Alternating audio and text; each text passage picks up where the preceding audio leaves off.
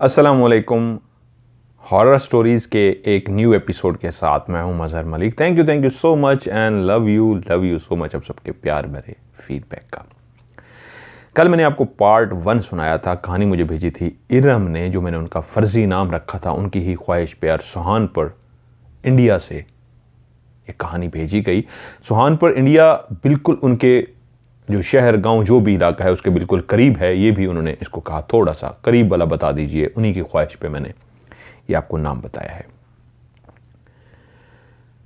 कल मैंने पार्ट 1 में आपको बताया कि वहां उस घर के मकीन कैसे बाहर बैठी हुई उस सफ़ेद कपड़ों में मलबूस जो अपने हाथों में पहनी चूड़ियों को मुसलसल घूर रही थी, और कैसे चलती हुई उस दीवार के पास गई, मुड़ के उस खड़े हुए शख्स को देखा क्या कि वो अभी अपनी जगह पे मौजूद है और दीवार के अंदर ही गायब हो गई। और वहां उस घर के अंदर पहला जो वाकया हुआ, उस टेबल के नीचे से कोई बोल रहा था कि अपनी आवाज को बंद करो, चुप हो जाओ नहीं तो मार दूंगा। इधर उधर क्या देख रही हो, मैं नीचे हूं। और जब वो दोनों नीचे झांकती हैं तो नीचे एक हंसने की आवाज आती है, और उस पेरी के दरख्त के नीचे रात के पहर गुजरते हुए ऊपर वो किसी को देखता है और भाग जाता है। लेकिन वो जो घर था जहां पे इरम और उसके वालिदैन रहते थे, अभी तक तो सिर्फ एक डाइनिंग टेबल के नीचे वाला ही वाकया हुआ था, और वो शुरुआत थी। क्योंकि अब उस घर के अंदर भी उस मखलूक ने अपना आप महसूस कराना शुरू कर दिया। इरम कहती है उस वक्त मैं छोटी थी, इन लफ्ज़ों को, इन वाक़यात को मैं बयान नहीं कर सकती थी कि जो मैंने महसूस किया, जो मैंने देखा वो क्या था। अब मैं बड़ी हो गई हूँ, लफ्ज़ व लफ्ज़ मैं बयान कर भी सकती हूँ, और वो मुझे याद भी है जो मैंने देखा। मैं स्कूल से वापस आई, खाना वगैरह खाया और सो गई। जब मेरी आंख खुली तो मैंने अपने आप को कमरे में पाया। आंखें तो मेरी खुल चुकी थी, गनूदगी इस अंदाज की थी कि अभी भी मुझे लग रहा था जैसे मैं सो रही हूं, लेकिन मैं जाग गई थी। ये एक ऐसी नींद की कंडीशन होती है जब इंसान को मजीद दिल चाहता है मैं मजीद कुछ देर के लिए सो जाऊं, लेकिन उसकी अचानक से आंख खुल जाती है और फिर वो अपनी आंखों को एक दफा बंद करता है कि नहीं, मुझे अभी दोबारा से सोना है। ऐसे ही एक कंडीशन के अंदर उसने अपनी आंखें दोबारा से बंद की कि मुझे सोना है, या आंखें अभी बंद की, नींद की आगोश में दिमाग अभी नहीं गया था, अभी दिमाग सोया नहीं था, कि वो कहती है कि मैंने देखा बाहर एक रोशनी सी है, एक गोला सा है, गोल रोशनी का, और वो बिल्कुल उड़ता हुआ हमारे घर की खिड़की के पास आया और आकर रुक गया, और मैं उसको देखती हूं वो खिड़की के बाहर रुका हुआ है। ये क्या चीज है? मैं उसको देख रही हूं कि खिड़की के पास जब वो रुकता है तो उसके बाद वो खिड़की के अंदर से दाखिल हो गया। कैसे दाखिल हुआ मुझे नहीं पता। इतना रास्ता नहीं था कि वो इतना बड़ा जो गोला सा था लाइट का, ऐसे आर पार हो गया खिड़की के। उस जाली को अंदर से क्रॉस करते हुए जब उड़ता हुआ बिल्कुल आहिस्ता आहिस्ता मेरे करीब आया तो वो बिल्कुल मेरे पास आकर रुक गया। अब मैंने उसको गौर से देखा। वो बिल्कुल एक गोला सा था, रोशनी का गोला, लेकिन उसके अंदर जो रोशनी निकल रही थी उसकी चूंचें बनी हुई थी, जैसे नोकदार कांटे होते हैं। स्टार बनाया जाता है तो स्टार के हर कोने पे एक चूंच सी बनती है, ऐसी मुख्तलिफ किस्म की उसके में से चूंचें सी बन रही थी, और लाइट शुआओं की सूरत में निकल रही थी। ऐसे निकल रही थी उसके अंदर लाइट जैसे किसी बॉल के अंदर सुराख कर दिया जाए और उसके अंदर लाइट लगाई जाए तो वो चारों तरफ से लाइट नहीं निकलेगी, उन सुराखों में से इस अंदाज में रोशनी बाहर आएगी जैसे चूंच सी बन जाती है, जैसे एक गोल बॉल हो और कांटों से भरी हो, और हर कांटा इतना एक दूसरे से जुड़ा हो, महसूस भी हो रहा हो ये कांटा है, लेकिन इतने ज्यादा कांटे हों उन सब में से आग निकल रही हो। ऐसी ही वो बॉल थी, अजीब वो गरीब सी बॉल। और जब वो मेरे करीब आ गई तो मुझे लगा कि मुझे चीख मार देनी चाहिए, मुझे जाग जाना चाहिए, क्योंकि मैंने अभी आंखें बंद ही की हैं, अभी मैं सोई नहीं हूं। दिमाग नींद की आगोश में नहीं गया कि ये बॉल खिड़की के रास्ते चलती हुई बिल्कुल मेरे सामने आके रुक गई है। ऐसे लगता है जिस बॉल में से जिस रोशनियां निकल रही हैं ये मेरे वजूद से टकराने वाली है और मुझे जोरदार चीख मारनी चाहिए। वो कहती है, मैंने जैसे ही मुंह खोला चीख मारने के लिए तो उसी लम्हे मैंने देखा वो तेजी के साथ मेरे पास आई और मेरे वजूद को चीरती हुई निकल गई। ये कैसे पॉसिबल हुआ था कि वो इतनी तेजी से आई? मैं लेटी हुई थी, वो सीधी मेरे ऊपर आकर लगती, बल्कि वो एक साइड पर आ गई, मेरे बिल्कुल साइड पे। और जिस तरह इंसान सोया होता है, उसके एक साइड से वो लाइट लगे और दूसरी साइड से बाहर आर पार हो जाए, ऐसे ही अंदाज में जो मेरे बिल्कुल सामने आके खड़ी थी, बिल्कुल मेरे साइड पे आई और मेरी कमर से दाखिल हुई और कमर के दूसरे हिस्से से निकलती हुई मुझे ऐसा लगा जैसे उसने मेरे जिस्म को तोड़ के रख दिया है, दो टुकड़े कर दिया है, चीरती हुई मेरे जिस्म को वहां से चली गई हो। और मेरे वजूद ने इतना ज्यादा झटका खाया कि लेटे लेटे में एकदम से ऊपर उछली और धड़म से नीचे गिरी। उसी वक्त कमरे में शायद दादी दाखिल हुई थी। मेरे वजूद को कांपता हुआ वो देख चुकी थी, लेकिन उस लाइट को उन्होंने नहीं देखा था कि तभी देखा मेरा वजूद कांप रहा है, हिल रहा है।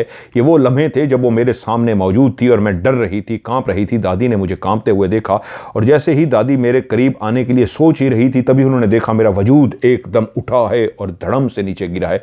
भागती हुई वो मेरे पास आई और मुझे आवाजें देना शुरू कर दी, इरम इरम इरम, बच्चे आंख खोलो। और तभी मैंने आंख खोल दी। मैं कौन सी नींद में थी? मेरी आंखें तो चंद सेकंड्स के लिए बंद हुई थी, मेरा दिमाग नींद की आगोश में नहीं गया था। मैं एक ऐसी हालत में थी कि आंखें बंद करके भी उस सारे मंजर को देख रही थी।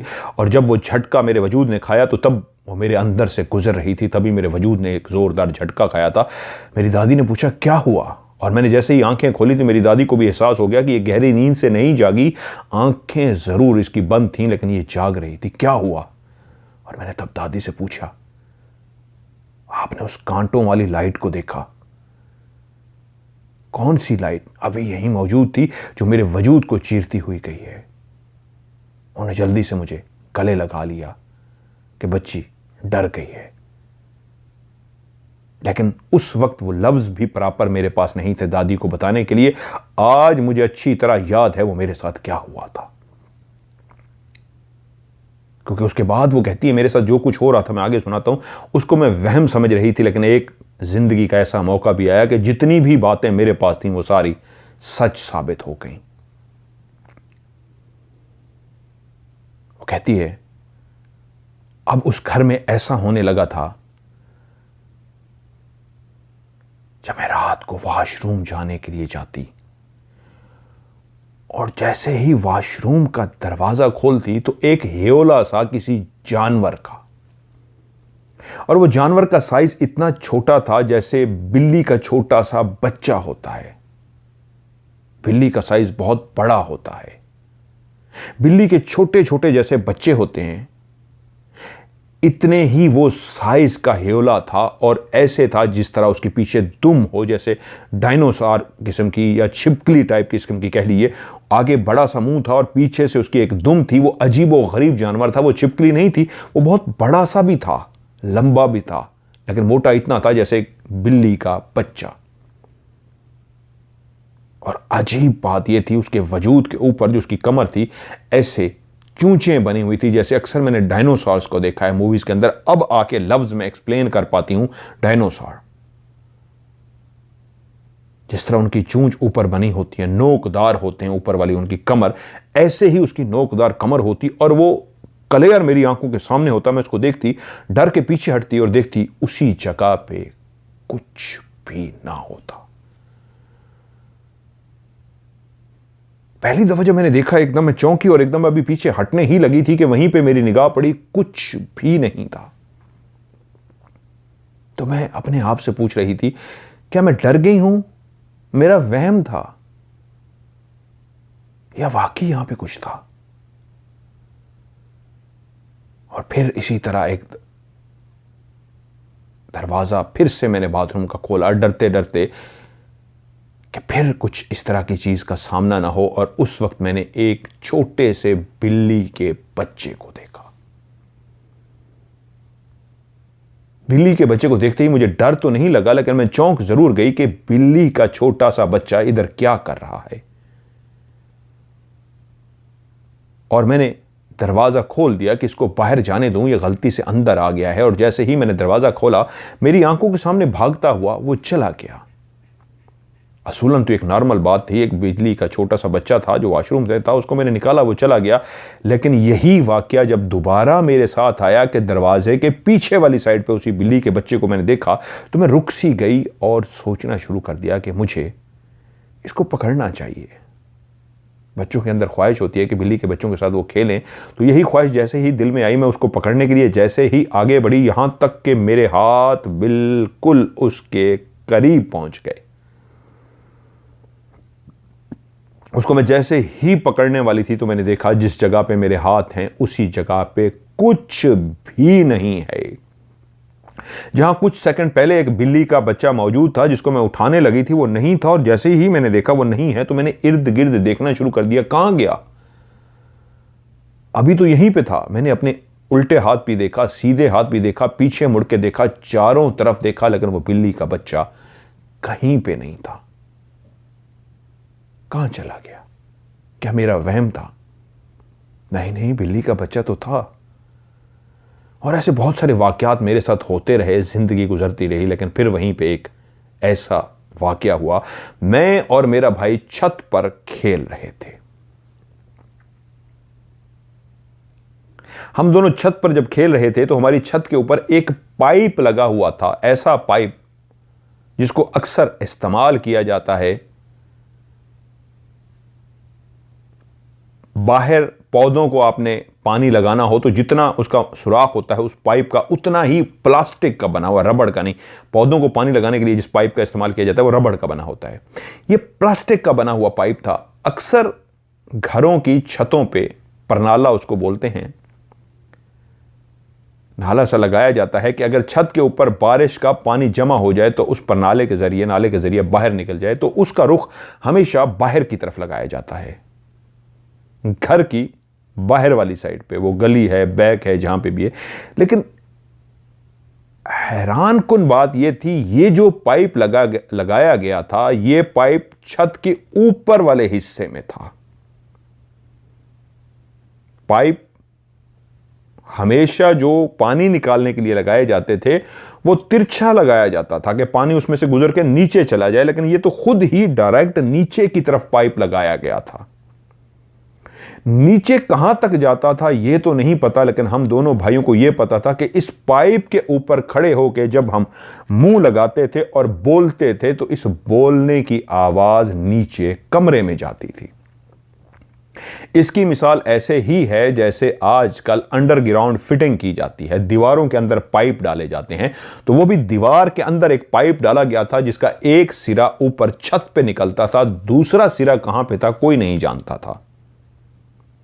और उस छत का वजूद दूसरे किसी घर के साथ इस अंदाज में भी नहीं था कि वो पाइप इस दीवार से गुजरता हुआ किसी और घर में चला गया हो, ऐसा भी नहीं था। और जिस अंदाज का ये घर बनाया गया था वहां पे ऐसा कोई सिस्टम नहीं था कि अंडरग्राउंड फिटिंग की जाती, अंडरग्राउंड तारें बिछाई जाती, अंडरग्राउंड पाइप डाले जाते। उस वक्त ये रिवाज नहीं था।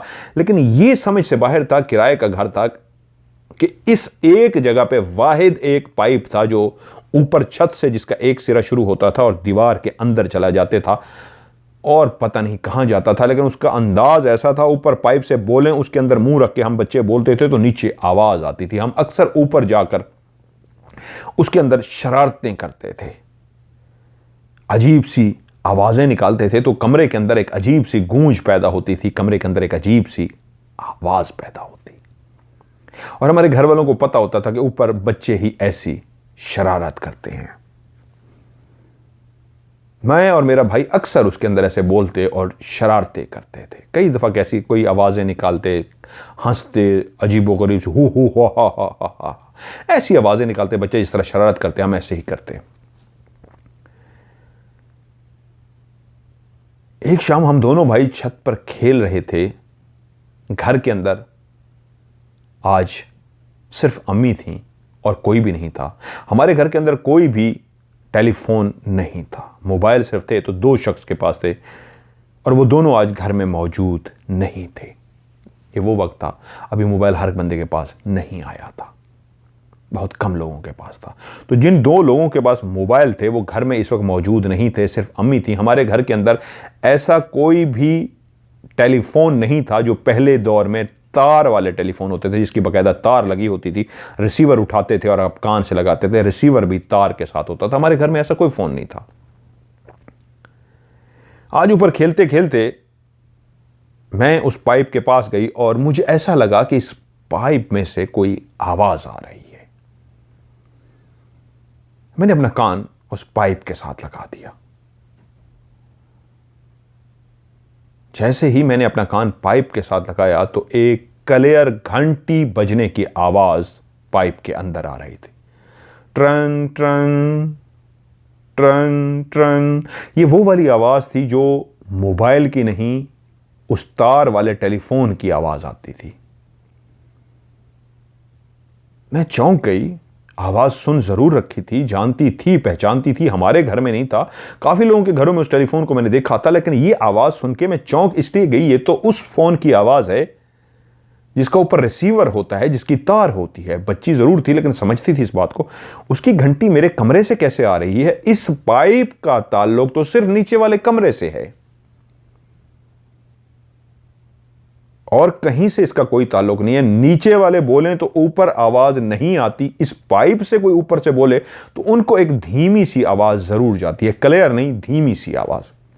लेकिन अगर नीचे घर वाले बैठे ऊंचा ऊंचा बोल रहे हैं, जोर जोर से बोल रहे हैं, तो उसकी आवाज नहीं आएगी। लेकिन घंटी की आवाज आ रही थी। मैंने कान लगाया, घंटी अभी तक बज रही थी। तभी मैंने पाइप के अंदर कान हटा के भाई को आवाज दी, भाई कान लगाओ। भाई मुझसे थोड़ा सा बड़ा था, उसने पाइप के साथ कान लगाया और जैसे ही कान हटाया तो मुझे कहता है, ये तो घंटी बज रही है। मैंने कहा हाँ घंटी बज रही है। तो वो बोला घर में तो कोई नहीं है, मोबाइल जिनके पास थे वो तो आज घर में नहीं है, तो नीचे से आवाज भी नहीं आती है, किस चीज की आवाज है? तो मैंने फौरी दोबारा कान लगा दिया नीचे। अब एक लड़की बोल रही थी, हेलो। तो हिरम कहती है, मैंने भी पाइप में मुंह रखा और बोला हेलो, और उसके बाद मैंने पाइप पे कान लगा दिया तो आवाज आई, कौन बोल रहा है? मैं चुप कर गई। मैंने भाई से कहा, भाई अंदर कोई बोल रही है लड़की। भाई ने कहा हटो पीछे। भाई ने कान लगाया तो फिर से आवाज आई, हेलो, कौन बोल रहा है? मेरे भाई ने जैसे ही इस आवाज को सुना वो भी चौंक गया। पहले घंटी की आवाज, उसके बाद लड़की की आवाज को मैंने भी सुन लिया था, भाई ने भी सुन लिया था। उस पाइप के अंदर किसी लड़की की बोलने की आवाज, हेलो, कौन बोल रहा है? तो मेरे भाई ने ऊपर से कहा हेलो हेलो। और जैसे ही उसने कहा हेलो हेलो और उसके बाद उसने कान लगाया तो वो लड़की आगे से अपनी मां से मुखातिब हुई। कोई लड़की और लड़का हेलो हेलो कर रहे हैं। जैसे उसने आवाज सुनी एकदम ऊपर उठा और कहता है, वो लड़की कह रही है, लड़की और लड़का हेलो हेलो कर रहे हैं, वो अपनी मां से बात कर रही है। ये क्या मंजर है? ये किस, अब बच्चे होने के बावजूद दोनों को समझ नहीं आ रही कि ये पॉसिबल नहीं है कि नीचे से कोई घर का फर्द बोले तो आवाज आ जाए। तो ये पाइप का ताल्लुक आज तक तो किसी टेलीफोन के साथ नहीं था कि अब ये टेलीफोन के साथ ये पाइप कनेक्ट हो गया है। कुछ देर हम दोनों सोचते रहे तो मेरा भाई आगे हुआ और फिर उसने कान लगाया तो देखा दूसरी तरफ खामोशी है। काफी देर वो कान लगा के बैठा रहा और जब कोई आवाज ना आई तो बोला, अब बोलते क्यों नहीं हो, बोलो ना। ये जुमला बोला मेरे भाई ने उस पाइप के अंदर, आप बोलते क्यों नहीं, बोलो ना। और जैसे ही उसने जुमला बोला और उसके बाद उसने कान लगाया तो नीचे वाली लड़की बोली, माँ कोई लड़की और लड़का जो बोल रहे हैं उसमें लड़का कह रहा है अब बोलो ना, बोलते क्यों नहीं। जैसे उसने सुना वो छलांग मार के खड़ा हो गया कि अब तो गुंजाइश ही नहीं बची थी। उस पाइप के अंदर जो भी मखलूक थी, लड़की की आवाज में मुखातिब थी, उसने वो जुमला तक दोहरा दिया था जो भाई ने बोला था कि आप बोलते क्यों नहीं, बोलो ना। और वो लड़की नीचे से कह रही थी, एक लड़की और लड़का हैं, हेलो हेलो कह रहे हैं, और लड़का कह रहा है अब बोलते क्यों नहीं, बोलती क्यों नहीं, बोलो ना। और उसके बाद एक कहका सुनाई दिया। तभी मेरे भाई की आवाज आई, भागो यहां से। और हम दोनों बच्चे वहां से भाग पड़े, हाँपते कांपते नीचे पहुंचे। हमारी मां ने जैसे हमारे चेहरों को देखा पहचान गई कुछ गड़बड़ है, बोली क्या हुआ। और हमने सारा वाकया सुनाया। मां बोली कैसा पॉसिबल है, तुम लोगों को वहम हुआ होगा। हमने कहा नहीं, हमने सुना है। तो हमारी मां भी हमारे साथ ऊपर आ गई। उन्होंने आगे उस पाइप के साथ कान लगाए, आगे बिल्कुल खामोशी थी। काफी देर वो कोशिश करती रही। उसके बाद वो भी बोली कौन है यहां पे, हेलो, बात सुनो। कोई आवाज नहीं आई। हमारी मां जितना भी नीचे उस पाइप में बोलती रही, कुछ भी नहीं हुआ। और हमसे मुखातिब हुई, यहां तो कोई भी नहीं है, क्या बात कर रहे हो। तो इरम कहती है मैं और मेरे भाई ने कहा माँ हम दोनों ने उस लड़की की आवाज़ सुनी है, हमने घंटी की आवाज़ भी सुनी थी, हम झूठ नहीं बोल रहे थे। माँ कह रही है पॉसिबल ही नहीं, इस पाइप का ताल्लुक तो सिर्फ नीचे वाले कमरे से है, पता नहीं किसने इस तरह बेतुका सा पाइप लगा दिया। कैसे हो सकता है कि नीचे से कोई बोले, नीचे तो घर में कोई नहीं है, मैं हूं, और हमारे घर में कोई टेलीफोन भी नहीं जिस तरह की तुम घंटी कह रहे हो। और हमारी माँ समझ तो गई थी कि बच्चे झूठ नहीं बोल रहे, कुछ ऐसा ज़रूर हुआ है। बेटा काफ़ी बड़ा था, समझदार था, और बेटी भी गवाही दे रही थी। वो बच्चों को लेके नीचे आ गई। वो कहती हैं काफ़ी दिनों तक हम दोनों बहन भाई सहमे रहे। वक्त इसी तरह गुजरता रहा। वो कहती हैं कि एक दफ़ा मेरी चाची, रात का टाइम था, गर्मियों के दिन थे, क्योंकि अब इस घर में जो वाकयात हुए थे, या हम बच्चों ने एक वाकया सुना था, किसी ने उसके ऊपर तवज्जो नहीं दी थी कि बच्चे हैं डर गए होंगे, वहम आ गया होगा या वैसे कुछ होगा। मैंने एक ख्वाब सा देखा था जिसमें रोशनी आके मुझे इस तरह टकराई थी, मेरे बिल्लियां नजर आई, वो एक जानवर सा नजर आया, बिल्ली का बच्चा गायब हुआ। ये मैंने किसी से डिस्कस नहीं किया था, सिवाय इसके कि वो जो एक डाइनिंग टेबल के नीचे एक वाकया हुआ था, उसके अलावा अभी तक ऐसा बड़ा कुछ भी नहीं हुआ था। इसलिए हम सब वहीं पे आराम से रहे जा रहे थे। जिस चुड़ैल को देखा था वो घर के बाहर ही नजर आई थी, घर के अंदर तो नहीं आई थी, इसलिए हम बेफिक्र हो गए थे। वो जो घंटी बजाने वाला वाकया था वो भी दोबारा नहीं हुआ था।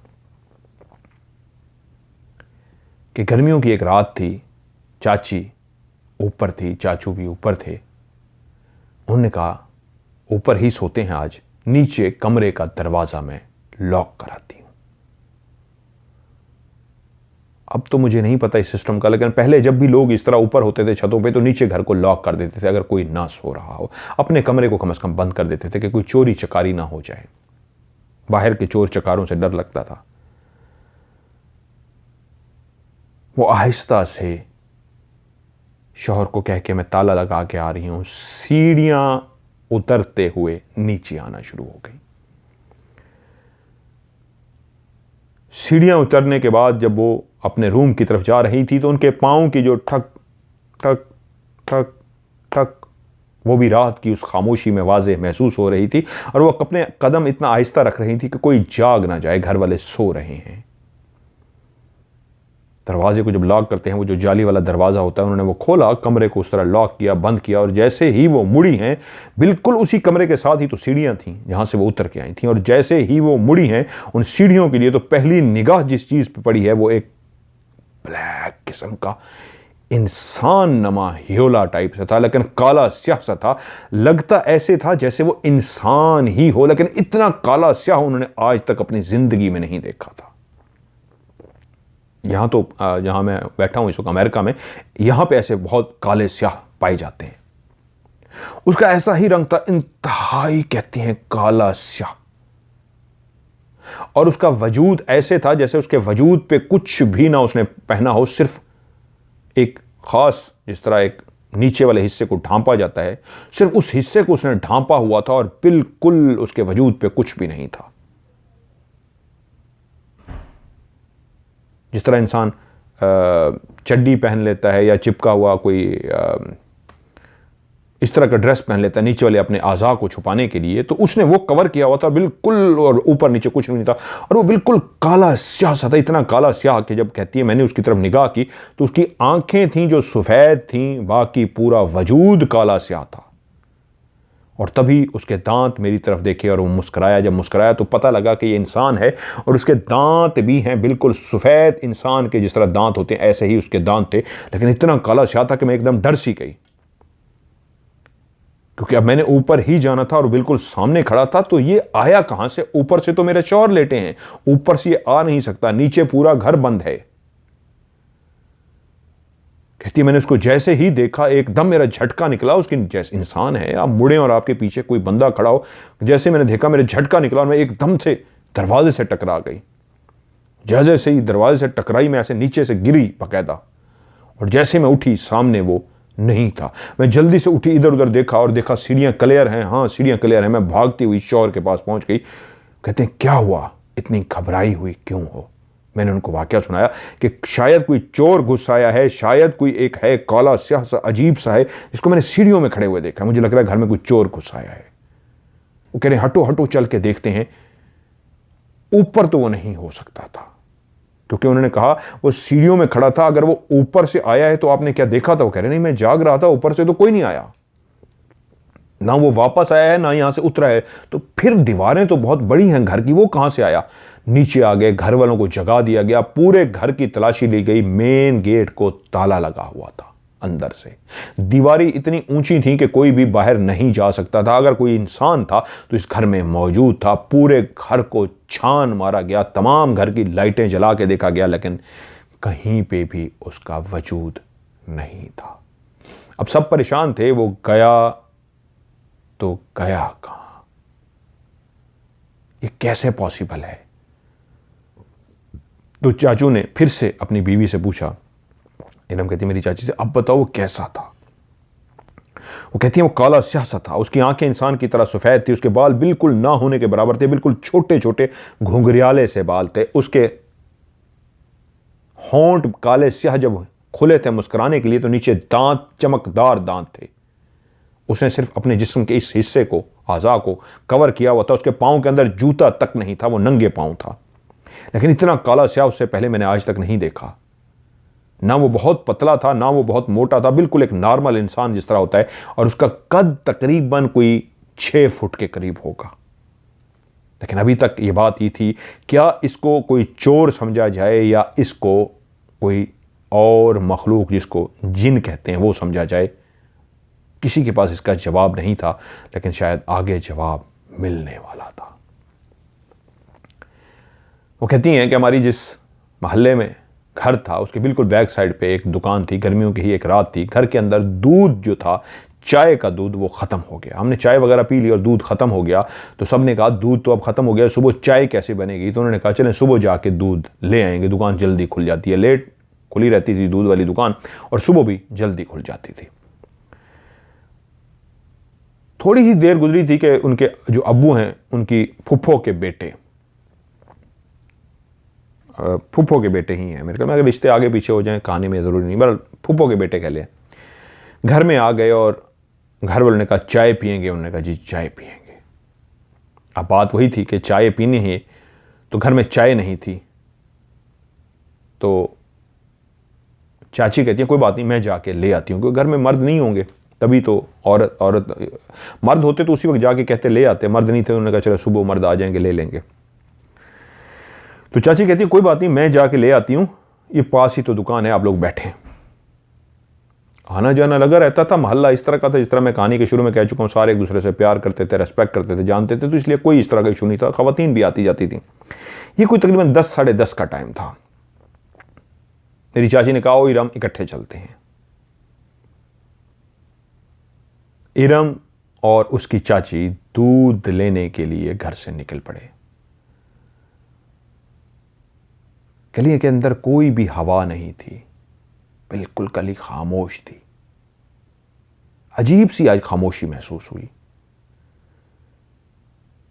इसी गली में से ही रोज गुजरते थे। लेकिन आज पता नहीं इस गली में ऐसा क्या था कि जब वो दूध लेने के लिए चाची और उसकी भतीजी जा रहे थे, दोनों को एक खौफ सा महसूस हुआ। आज गली अजीब सी साएं साएं कर रही थी, गली के अंदर एक अजीब सी खामोशी थी। वो दोनों चलती हुई उस दुकान तक पहुंच गई जो पीछे बैक साइड पे थी। उन्होंने उस दुकान वाले से कहा, दूध दे दीजिए। वो बर्तन लेके गए थे, उस बर्तन के अंदर उन्हें दूध दिया तो इरम ने हाथ आगे बढ़ा दिया कि मैं उठाती हूं। अब वो बड़ी थी, वो बर्तन इरम ने पकड़ लिया, पकड़ने की उसकी बकायदा जगह थी, और दोनों उस दुकान से वापसी के लिए घर की तरफ मुड़ गई। इसी गली से अभी जब वो कुछ देर पहले गुजर के आई थी तो गली जिस तरह सुनसान थी, साएं साएं कर रही थी, उनको एक थोड़ा सा खौफ सा महसूस हुआ था। ऐसा पहली दफ़ा हुआ था, उससे पहले नहीं हुआ था।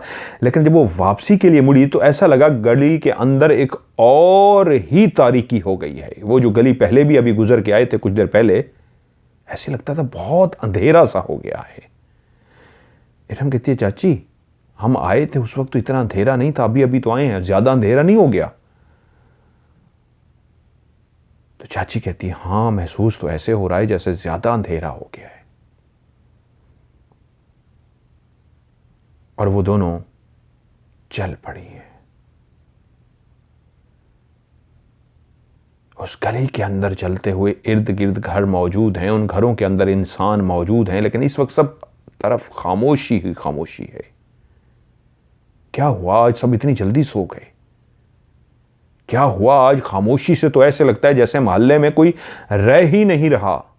सिर्फ यही इरम और उसकी चाची ही हैं अकेली जो इस मोहल्ले में रहती हैं और इस मोहल्ले से चलती हुई जा रही हैं, वरना तो किसी जानवर तक की भौंकने की आवाज नहीं आ रही थी। खामोशी, किसी बर्तन तक के खटकने की आवाज नहीं आ रही थी, वरना घरों के अंदर हलचल हल्की फुल्की कोई ना कोई आवाज, कोई इंसान खांसे, कोई बात कर रहा है, कोई रेडियो की आवाज, कुछ ना कुछ ये एहसास दिलाता था, हाँ यहां जिंदगी का वजूद है और इंसान रहते हैं, तभी कोई ना कोई आवाज आ रही है। लेकिन आज गली का सन्नाटा इतना खौफनाक था जैसे कोई झींगर दूर से बोलते हुए वो भी चुप हो गया था।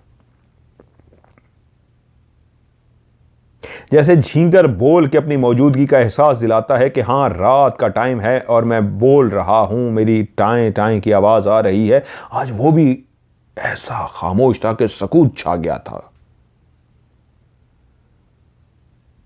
इरम कहती है, हम दोनों तेज तेज कदम उठाकर चलना शुरू हो गई। पता नहीं क्यों चाची को कुछ एहसास सा हो गया था या क्या था। जब मैंने उनसे सवाल पूछा था कि अंधेरा ज्यादा नहीं हो गया, तो उनके चेहरे पे एक खौफ को मैंने महसूस कर लिया था। उन्हें जो जवाब दिया था वो भी बहुत मुख्तर सा था, हाँ है। वो जवाब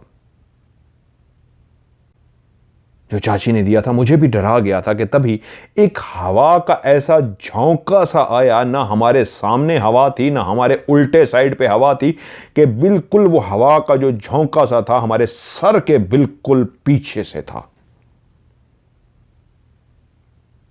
बहुत अजीब और गरीब सा झोंका,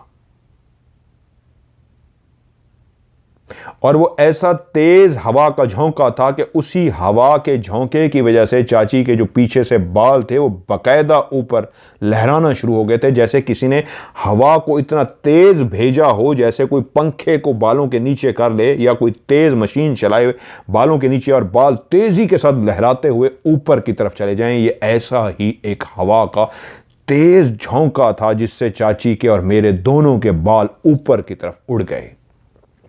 वो कहती है, इरम कहती है, मेरे जैसे ही बाल उड़े मैंने अपने बालों की तरफ मुड़ के देखने के लिए गर्दन घुमाई तो देखा चाची के बाल जो मुझसे कई गुना बड़े थे वो ऊपर उड़ रहे थे और तभी उनके बाल नीचे गिरे। मैं शायद अभी समझ सकी थी या नहीं समझ सकी थी, बच्ची थी। चाची एक सेकंड में ही समझ गई है क्या हुआ है, क्योंकि वो हवा का झोंका सिर्फ उस जगह पे था जहां पे हम दोनों थी, इर्द गिर्द कहीं पे नहीं था। अगर ये हवा ही थी तो इसको सामने से भी महसूस होती, लेफ्ट साइड से महसूस होती, राइट साइड पे महसूस होती, पीछे के एक सिर्फ सर वाले हिस्से पे महसूस हुई। लेकिन उस हवा के साथ एक शोर भी था, एक ऐसे जैसे आंधी चलती है और एक शोर सा पैदा करती है, वैसे कुछ सेकंड के लिए ही वो हवा का झोंका आया एक शोर के साथ। वो आंधी जैसा शोर 1-2 सेकंड के लिए कि उस शोर ने, उस आंधी वाली हवा ने हमारे बालों को लहराया, बाल ऊपर लहराए और नीचे गिर गए। कैसा खौफनाक भयानक मंजर था कि मेरी चाची के मुंह से एक जुमला निकला। जिन्होंने मेरा हाथ पकड़ा हुआ था, मैंने दूसरे हाथ में वो दूध पकड़ा हुआ था, उन्होंने मेरे हाथ को पकड़ा हुआ था, बोली भागो। और जैसे ही उन्होंने इस लफ्ज को अदा किया भागो, तो वो भाग पड़ी हैं और मैं भी उनके साथ भागना शुरू हो गई हूं।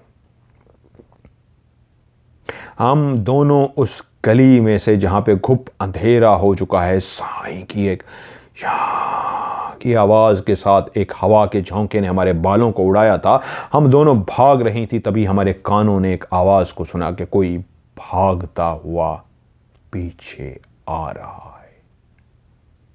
गली में घुप अंधेरा इस तरह नहीं था कि हमें गली नजर नहीं आ रही थी। जहां जहां लाइट जल रही थी वहां पे रोशनी थी, लेकिन फिर भी एक अंधेरे का वजूद था। और जैसे ही एक भागने की आवाज आई, कोई पीछे भाग रहा है, चाची का फोकस तो आगे भागने की तरफ था। मैं बच्ची थी, बच्चों के अंदर एक तजस्सुस जरूर होता है, एक सस्पेंस होता है। मैंने फिर भी भागते हुए पीछे मुड़ के देखा। कौन है उसको देखो तो सही जो हमारे पीछे भागता हुआ आ रहा है। और मैंने जैसे ही पीछे मुड़ के देखा, भागने की आवाज अभी भी मेरे कान सुन पा रहे थे, पीछे कोई भी नहीं था। तो फिर वो भाग कौन रहा था जिसको अभी भी मेरे कान आप उस आवाज को सुन पा रहे थे? चाची के पांव के भागने की आवाज भी थी, मेरे पांव के भागने की आवाज भी थी, लेकिन एक और भारी भरकम वजूद के पांव की आवाज, जिसके दौड़ने से दस दस दस दस दस की आवाज आ रही थी, जो वो भाग रहा था। तो हम दोनों खवातीन थी, नर्मो नाजुक पांव की मालिक, जिनके भागने से इतनी ही आवाज पैदा हो रही थी जो इंसान के भागने से पैदा होती है। लेकिन जो पीछे भागता हुआ आ रहा था, भारी भरकम पांव थे यकीनन उसके, और इसकी तभी भागने की आवाज दस दस दस दस थी। और मैंने मुड़ के देखा, वहां पे कोई भी नहीं था। अब मुझे भी अंदाजा हो गया, जो नजर नहीं आ रहा कोई पीछे भाग भी रहा है, तो खौफ ने मुझे भी घेर लिया और हम दोनों ने और तेज भागना शुरू कर दिया। मैं आवाज मुंह से जो निकली ये थी, चाची पीछे कोई भी नहीं है। जो पहले ही सब कुछ समझ चुकी थी, मैंने फिर भी उनको आगाह किया, चाची पीछे कोई भी नहीं है, जिसकी आवाज हम सुन पा रहे हैं वो नहीं है पीछे। और हम भागते भागते जब इतने करीब आ गए कि घर हमारा बिल्कुल सामने आ गया और हम घर के करीब ही पहुंच गए थे, तो तभी एक थप्पड़ की आवाज मेरे कानों ने सुनी और मैंने देखा चाची गिर पड़ी और उनके मुंह से एक जोरदार चीख निकली।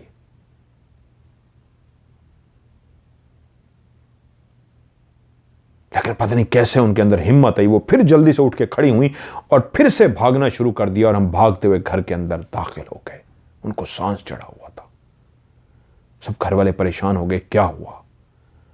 उनको नॉर्मल करने की कोशिश करना शुरू हो गए, पढ़ के उनके ऊपर दम करना शुरू हो गए। मैं अपनी जो भी टूटे फूटे लफ्ज़ों में बता सकती थी, मैं हाँप रही थी कि चाची को इस तरह कोई मैंने थप्पड़ की आवाज़ सुनी, हमारे बाल पीछे किसी ने हिलाए हैं, कोई भागता हुआ आ रहा था। तो पढ़ना शुरू हो गया और चाची कुछ देर तक नॉर्मल हो गई। तब उनसे पूछा गया क्या हुआ था, तो उन्होंने बताया कि जब हम दोनों भाग रही थी तो एक हाथ, इतना बड़ा हाथ एक इंसान का नहीं हो सकता, वो इतना बड़ा हाथ था जिसकी पूरी उंगलियां थीं, लेकिन 4 नहीं शायद 3 उंगलियां हों जैसी। वो हाथ उनकी कमर पे आके थप्पड़ की तरह पड़ा था, लेकिन उसका इतना बड़ा हाथ था जो इंसान का नहीं हो सकता। और उन्होंने अपनी कमर से जब कमीज हटाई तो वहां पे जो हाथ छपा हुआ था उसका एक अंगूठा और 3 उंगलियां थीं, 4 नहीं 3 उंगलियां, लेकिन उसका साइज इतना था कि अगर इंसान के दोनों हाथों को भी मिला लिया जाए तो इससे भी कई गुना डबल बड़ा हाथ था। ऐसा हाथ जैसे पूरी कमर के ऊपर ही छप गया था, इतना बड़ा हाथ था वो कभी भी किसी इंसान का नहीं हो सकता। इतना बड़ा हाथ पूरी कमर पे, जिसकी 3 उंगलियां और एक अंगूठा छपा हुआ था, वो हाथ से थप्पड़ मारा गया था उनको। जब उन्होंने वाकया सुना दिया तो सोच सकते हैं घर वालों की क्या कैफियत हुई। वो रात सारी चाची सो तो नहीं सकी और खौफ की वजह से मैं भी नहीं सो सकी। चाची ने चीख मारी थी, लेकिन मोहल्ले से किसी ने भी चीख नहीं सुनी थी। कोई बाहर नहीं आया था। तो घर वालों ने नहीं कहा अगर कोई पूछे तो इस वाकये का किसी को भी मत बताना, क्योंकि यह वाकया अगर किसी को बता दिया गया तो जितने मुंह उतने बातें, लोग पता नहीं क्या क्या बातें करें, इसलिए इस वाकये को मत बताना। सो किसी को पता भी नहीं लगा, किसी ने पूछा भी नहीं और किसी को इस वाकये का बताया भी नहीं किया। और फिर उस घर के अंदर रहते हुए हमारी दादी जो मुसलसल पढ़ती रहती थी, बाकी घर वाले भी अब पढ़ते रहते थे, अब उस घर से, उस मोहल्ले से एक डर सा लगा रहता था, हर कोई चौकन्ना रहता था। इतने वाकयात हो चुके थे। अब वो मुझे भी अपने वाकयात याद थे, वो जो मैंने बिल्ली को देखा था, मैंने बिल्ली के बच्चे को गायब होते देखा था, एक जानवर को गायब होते देखा था। अब मेरे साथ भी ये होता कि मुझे ऐसा महसूस होता कोई मेरे पीछे चल रहा है, और पीछे मैं मुड़ के देखती तो वो कोई भी ना होता। मैं घर वालों को बताती तो वो मुझे कहते बेटा तुम्हारा वहम है, तुम डर गई हो ना चाची वाले वाकये से, इसलिए तुम्हारा वहम है। लेकिन मुझे अक्सर महसूस होता मैं जा रही हूं, मेरे पीछे कोई आ रहा है, मैं गुजर रही हूं, मेरे साथ कोई चल रहा है, मैं लेटी हूं, मुझे महसूस होता पास कोई लेटा है। लेकिन मैं देखती तो कुछ भी ना होता, और सब यही कहते कि इसका वहम है, बच्ची है, डर गई है, इसके दिमाग पे सवार हो गया है। ऐसा कुछ होता तो घर के और लोग भी देख सकते। लेकिन जब मेरी दादी बीमार हुई और वो बिस्तर पर लेट गई, बहुत कम उठती थी, बहुत कम चलती फिरती थी, ज़्यादा टाइम उनका बिस्तर पे गुजरता था, तो तब वो वही वाकयात जो मेरी ज़िंदगी में मेरी आंखों ने देखे थे, दादी ने बताना शुरू किया। क्योंकि एक दिन जब दादी ने चीख मारी तो घर वाले पहुंच गए दादी के बस क्या हुआ, तो दादी ने बताया कि कोई मेरे पाँव के बिल्कुल पास आया है और उसने मुझे अंगूठे से पकड़ के, पाँव के अंगूठे से पकड़ के झटका दिया है। मैं नींद में थी और जैसे ही मैंने देखा किसी ने मेरे अंगूठे को झटका मारा है तो मेरी आंख खुल गई, और जैसे ही मेरी आंख खुली तो सामने एक परछाई सी थी, एकदम से वो गायब हो गई। पहली दफा घर वालों ने सोचा नींद में थी, डर गई, खौफ आ गया होगा। लेकिन अब ऐसा होने लगा कि अक्सर वो इस तरह झटका मार के डर जाती कि कोई आके मेरे कभी लेफ्ट पाँव के अंगूठे को झटका से खींचता है और कभी राइट पाँव के अंगूठे को झटका मार के खींचता है, मुझे जगा देता है। और एक रात वो कहती है मैं जाग रही थी, मैं सीधी लेटी थी, इस खौफ से मुझे नींद नहीं आ रही थी वो फिर से कहीं ना आ जाए जो मेरे अंगूठे को पकड़ के खींचता है। मुझे नींद नहीं आ रही थी, ऐसे में बातों में गुमसुम सी थी कि मैंने करवट ली, और जैसे ही करवट ली मेरी निगाह नीचे जमीन की तरफ पड़ी तो बिल्कुल एक काला स्याह सांप नाग फन फैलाए बिल्कुल मेरी तरफ मुंह करके इस अंदाज में बैठा था जैसे मुझे देख रहा हो। जैसे ही मेरी निगाह उस सांप की तरफ पड़ी तो मेरे मुंह से एक जोरदार चीख निकल गई, और जैसे ही चीख निकली घर वाले भागते हुए आए, क्या हुआ? तो मैंने कहा सांप सांप, और उस तरफ देखा गया, वहां पे कोई भी सांप नहीं था। घर वालों ने पूरे कमरे की तलाशी मार दी कि अगर सांप था और इनके चीखने पे कहीं छुप गया है तो ये तो खौफनाक बात है, दादी अम्मा को भी नुकसान पहुंचा सकता है, घर के किसी और फर्द को भी पहुंचा सकता है। जब घर में ये बात पता लग जाए कि इस कमरे में सांप है तो कैसे कोई सो सकता है। घर की एक एक चीज, उस कमरे की एक एक चीज को खंगाल दिया गया, कहीं पे उस सांप का कुछ भी पता ना चला।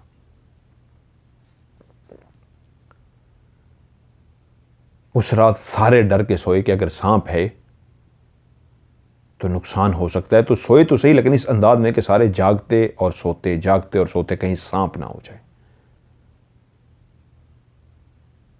और फिर दूसरी रात दादी ने इस बात पे चीख मारी कि जब भागते हुए सारे दादी के पास पहुंच गए तो उन्होंने कहा एक काली स्याह बिल्ली थी उसी जगह पे बैठी थी जहां पे सांप था, उसी जगह पे ही बैठी हुई थी काली स्याह बिल्ली। तो उन्होंने कहा इसमें डरने वाली बात क्या थी? उन्होंने कहा जिस तरह वो मुझे घूर रही थी और जिस तरह उसकी आंखें लाल सुर्ख थी, मैंने इस तरह की आंखें आज तक पहले नहीं देखी। मैंने चीख मारी है और तुम लोग पहुंच गए हो। तो सबने कहा बिल्ली बाहर तो नहीं निकली, अब वो कमरे में ही होगी, ढूंढो बिल्ली को। अब सब मिलके उस कमरे में बिल्ली को ढूंढना शुरू हो गए। सांप तो चलो कहीं छुप सकता था, बिल्ली के छुपने की कोई गुंजाइश नहीं थी। सारे बिल्ली को ढूंढते रहे, बिल्ली नहीं मिली। अब कुछ घर के अफराद के दिमाग में यह बात आई कि कहीं ये बिल्ली ही थी या कोई और मखलूक है। और कुछ लोग इसको मानने को तैयार नहीं थे कि नहीं, एक बिल्ली ही है। और एक दो ही ने ये भी कहा शायद बीमार हैं, बुजुर्ग हैं, बीमारी की हालत में हैं, तब इनको ऐसे ख्वाब आ रहे हैं, ऐसा वहम इनको लग रहा है, ऐसा है कुछ नहीं। और फिर एक रात जब उन्होंने चीख मारी तो उन्होंने ऐसे एक जानवर को एक्सप्लेन किया जो वहां सामने बैठा था। और कहती हैं कि जैसे ही मैंने उसको देखा और मैंने चीख मारी तो मेरी निगाह उसी जानवर की तरफ रही। बिल्ली के टाइम पे, सांप के टाइम पे जब मैंने चीख मारी थी तो मुझे नहीं याद रहा, होश रहा कि चीख मारते ही मेरा ध्यान उसकी तरफ था या ध्यान उसकी तरफ हट गया था। वो कहती है मुझे याद नहीं, लेकिन उस जानवर को जब मैंने देखा तो मैंने जब चीख मारी तो मेरी आंखों के सामने गायब हुआ है। तो सब पूछना शुरू हो गए कैसा था वो जानवर। उन्होंने हाथ के इशारे से बताया कि इतना छोटा सा एक जानवर था। तो इरम कहती आगे से, दादी इस तरह का था कि उसके पीछे से एक चोंच थी, मुंह उसका ऐसे छिपकली की तरह का था और उसकी कमर पे ऐसे बने हुए। तो दादी की आंखें हैरत से खुल गईं, जैसे इस बच्ची को कैसे पता लग गया हो। कहती है हां ऐसा ही था। उसकी कमर के ऊपर ऐसे नोकदार बने हुए थे और उसकी लंबी सी दुम थी और इतना छोटा था जैसे बिल्ली का बच्चा होता।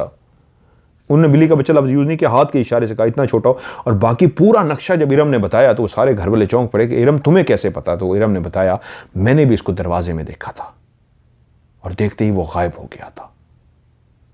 अब इस बात में वहम की गुंजाइश नहीं थी, शक की गुंजाइश नहीं थी कि दादी ने अगर कुछ देखा है ये बीमारी की हालत में, इसका मतलब है ये वाली बात तो खत्म हो गई।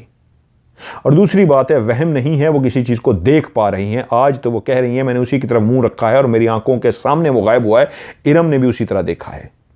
तब इरम ने पहली दफा घर वालों को बताया हां मैंने भी एक बिल्ली का बच्चा नजर आया था बाथरूम में। पहली दफा तो मुझे नहीं पता वो कहां गया, दूसरी दफा मैं उसको उठाने के लिए जब आगे बढ़ी थी ऐसे मैंने हाथ रखा था तो वो गायब हो गया था। वो काला स्याह था, उसकी आंखें लाल सी थी।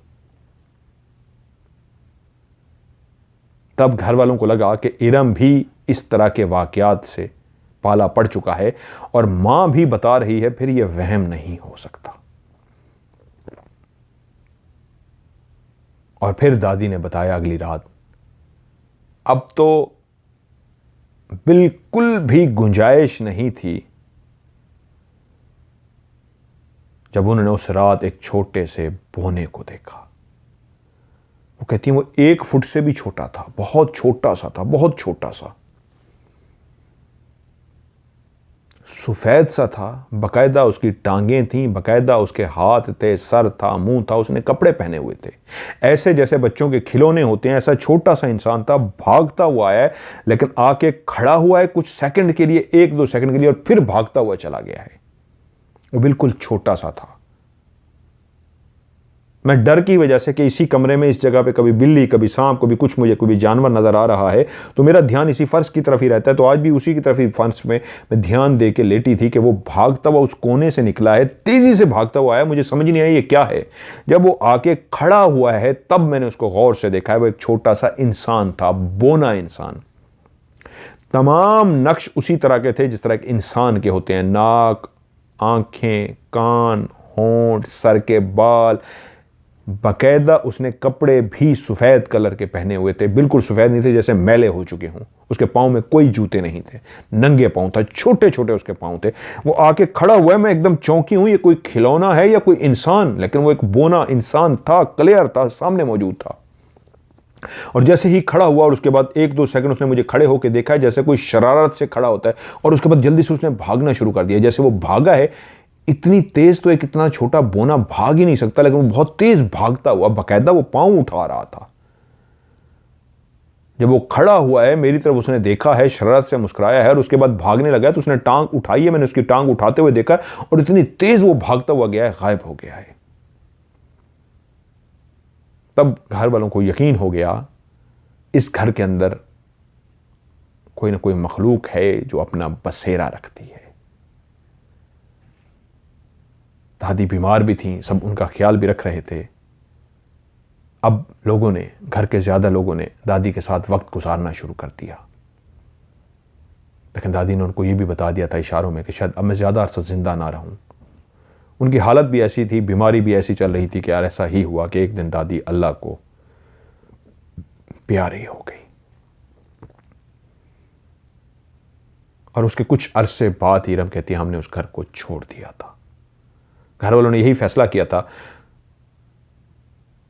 दादी के बारे में उनकी एफिलेशन थी, उनकी अटैचमेंट थी उस घर के साथ। उस घर को छोड़ने का जब भी कहते कि घर चेंज कर लेते हैं, यहाँ पे वाकयात ये चीज़ें हो रही हैं, तो दादी कहती मैंने अपनी ज़िंदगी यहाँ गुजार दी है, मैं इस घर के अंदर जुड़ी हुई मेरी यादें हैं, तुम्हारे दादा की इस घर के अंदर यादें हैं, सबकी यादें हैं, इसी घर में वक्त गुजरा है, मैंने इस घर को नहीं छोड़ना। तो बुजुर्गों के उस एहतराम में हम लोगों ने उस घर को नहीं छोड़ा था। लेकिन दादी जब अल्लाह को प्यारी हो गई तब घर वालों ने फैसला किया कि वैसे भी हम पहले इस घर को छोड़ना चाह रहे थे, अम्मा की वजह से नहीं छोड़ पा रहे थे क्योंकि उनको इन घर में रहना था, अब इस घर को छोड़ देते हैं। और उसके बाद हमने उस घर को छोड़ दिया। इरम कहती है लेकिन उसके बाद फिर हमारी जिंदगी में कभी भी कोई भी वाकया नहीं हुआ आज तक। और इरम ने कहानी के शुरू में जो एक तमहीद बांधी है, मैं आपको पढ़ के सुनाना शुरू करूं तो कम से कम कोई 15-20 लाइनें हैं, इतनी लंबी, मैं पढ़ के हैरान हो गया। उन्होंने मेरे बारे में लिखा, मेरी बहन मैं इतना इस काबिल नहीं हूं, आपने बहुत ज़्यादा मेरे लिए लिख दिया है। उन्होंने कहा आपको बड़ा भाई कहूँ, आपको उस्ताद कहूँ, आपको बाप कहूँ, आपसे जितना कुछ मैंने सीखा, मैंने ज़िंदगी में जो भी मायूसी थी वो अपनी ख़त्म की। मेरे अंदर ज़िंदगी के आज जो खूबसूरती आई है कि मैं लोगों की मदद कर पा रही हूँ, यकीन कामिल है मेरा। यकीन मानिए हुआ ये कि जब इरम मेरी बहन ने मुझे कॉल की, उसी लम्हे मैंने उनकी कहानी ही खोली थी। कब की भेजी हुई है अल्लाह बेहतर जानता है, 8-10 महीने तो हो गए होंगे मेरा अंदाज़ा है।